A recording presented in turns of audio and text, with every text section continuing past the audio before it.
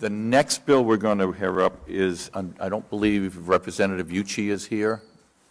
All right, but I'm going to take his bill up. I'll try to do a synopsis of his bill, and then we'll just have the, hopefully some of them are here. It looks like some of them are already gone since they were signed up on other bills. But House Bill number 5448 is entitled An Act Relating to Health and Safety, Refuse Disposal, Exempting Post Use Polymers, Gasification Processes, and Recoverable Feedstocks, which exempts recoverable plastics from materials classified as solid waste, provides for converting of recoverable plastics into valuable materials. And with that, I'm going to call, is Jerry Elmer here? Yes. All right, Jerry, you're up on the lead. Thank you very much, Mr. Chairman. My name is Jerry Elmer. I'm a staff attorney at Conservation Law Foundation. We're opposing this bill. This is a bill that would facilitate forms of incineration, gasification, and pyrolysis that are especially damaging to the environment. We've had, since World War II, decades of experience with these gasification plants. In the United States, there was one in New Bedford, Massachusetts, which is fairly close. We've had them in Canada. We've had them in several European countries. And what we know about these facilities is that they are polluting. They are very expensive. They are energy inefficient. They destroy resources that could and should be recycled.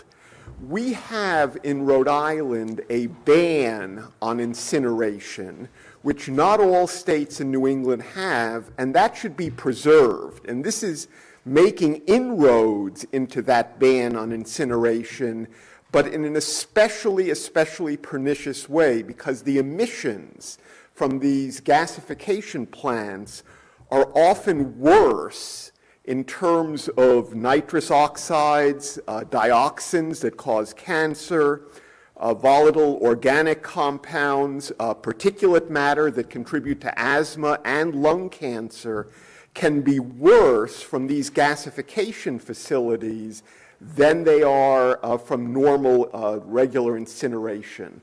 So Rhode Island has a good policy right now banning incineration, and that's why you see a strong and united opposition from the environmental community to this bill. Thank you. Any questions for Mr. Elmer? Thank you very much. Thank you. Next up, I'm going to go to, I see her in the background. So Joan Milas from the American Chemistry Council is in favor and speaking. Welcome, Ms. Milas. Mr. Chairman. Good evening.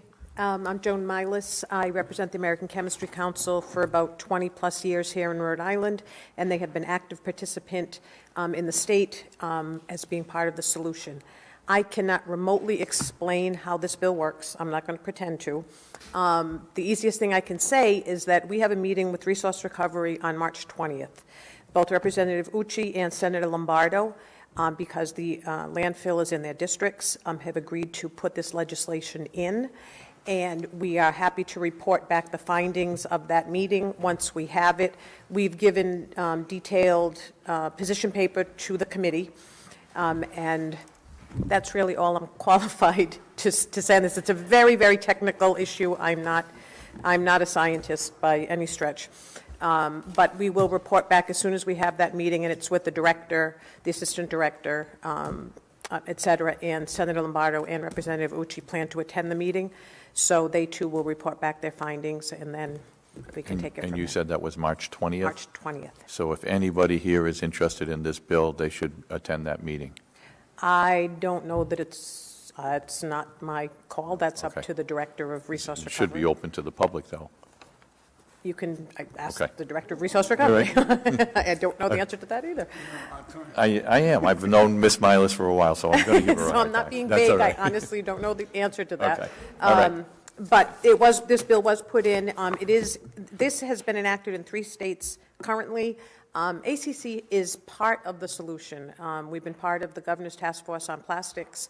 We're working hard and have for a number of years on a number of issues here in the state. So we're helping to help the landfill and do what we can to at least encourage the discussion.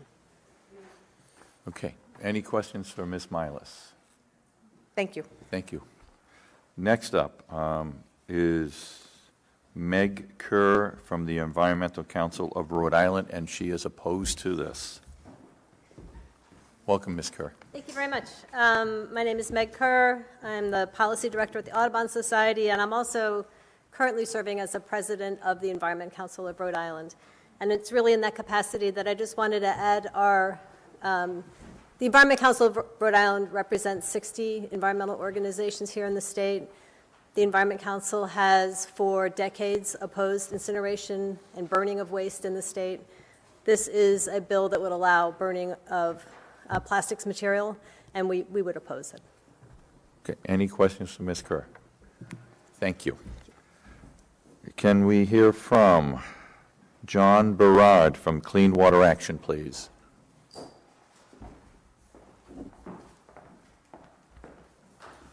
Thank you, Mr. Chairman and members of the committee. My name is John Berard. I am the Rhode Island State Director at Clean Water Action, and we oppose this bill. As my colleague, Mr. Elmer, said, this appears to be an effort to circumvent the longstanding prohibition on incineration here in Rhode Island that this General Assembly has consistently upheld for many years.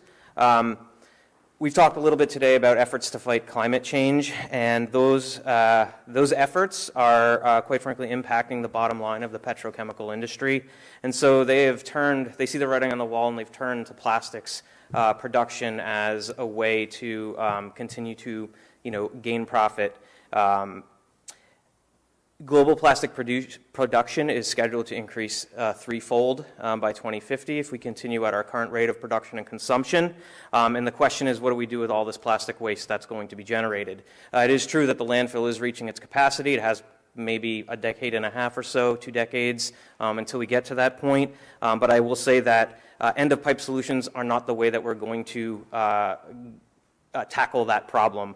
What we need to do is we need to enact source reduction strategies, so we fight waste creation on the front end, and we stop it at its source. As Mr. Elmer also said, it's not going to help us reach our climate goals. We've referenced the Resilient Rhode Island Act several times tonight, and this will put efforts to reach those goals in danger. So thank you, and I'll take any questions you might have.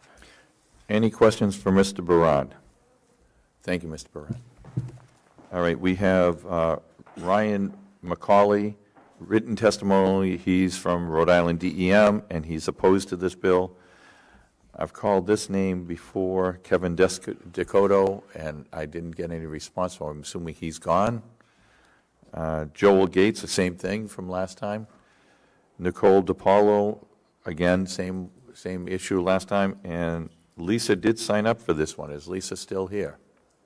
I just opposed it. I didn't need to speak. Okay, so just showing that you're opposed. Okay, very good. So that will conclude the hearing on House Bill 5448.